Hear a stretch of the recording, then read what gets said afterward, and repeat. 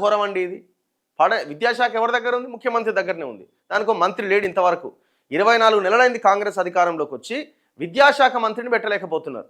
ఏమనంటే అది నా దగ్గరనే ఉంటుంది, ఇప్పుడు వచ్చిన నష్టం ఏంది? ఇది నష్టం కాదా? ఈ నిర్ణయాలు ఎందుకు త్వరితగతిన తీసుకోలేకపోతున్నారు? ఇప్పుడు అక్కడ ఒక్క విద్యార్థి లేని హై స్కూల్నే చూసిరా?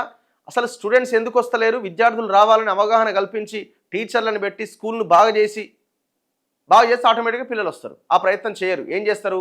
ఆ హెచ్ఎంలని, ఆ టీచర్లను మొత్తం అక్కడి నుంచి వేరే దగ్గర పంపించేసి స్కూల్ను మూతేస్తారు. కథం. ఎందుకంటే పిల్లలు లేరు.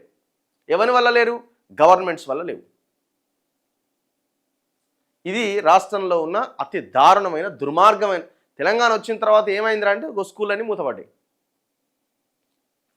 పోనీ మనం అన్న అడుగుతున్నామా? జనం ప్రజలకి ఇది ఎజెండా ఎక్కడిది?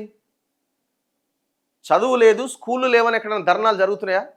ఉన్నాయా చెప్పండి? ఎక్కడ ఏదైనా విద్యార్థి సంఘాలు ఏమన్నా పెడితే ఆ రోజుకి స్కూల్ హాలిడే, కథం, అయిపోయింది.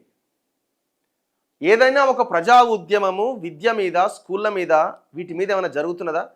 ఎంతో కొంతగా నిరుద్యోగుల అంశం మీద నిరుద్యోగులు వాళ్ళు వీళ్ళు కొట్లాడుతున్నది ఒక అంశంగా ఉన్నది. కనీసం లైవ్లో స్కూళ్ళు బాగాలేవని, టీచర్లు లేరని ఎక్కడైనా పోరాటాలు జరుగుతున్నాయా? ఆ దిశగా పోరాటాలు ఎవరైనా నిర్మిస్తున్నారా?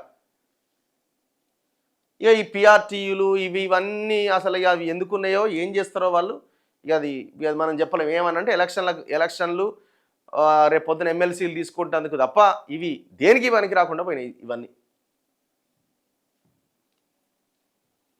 సో పబ్లిక్ కూడా అడుగుతలేరు కదా. అది అసలు మన ఎజెండాలోనే లేదు కదా. ఎడ్యుకేషన్ అన్నది మన ఎజెండాలోనే లేదు. మన ఎజెండాలో పెన్షన్లు ఉన్నాయి, రైతు భరోసా ఉంది, కళ్యాణ లక్ష్మి ఉంది, ఇంకోటి ఫ్రీ స్కీమ్స్ ఉన్నాయి.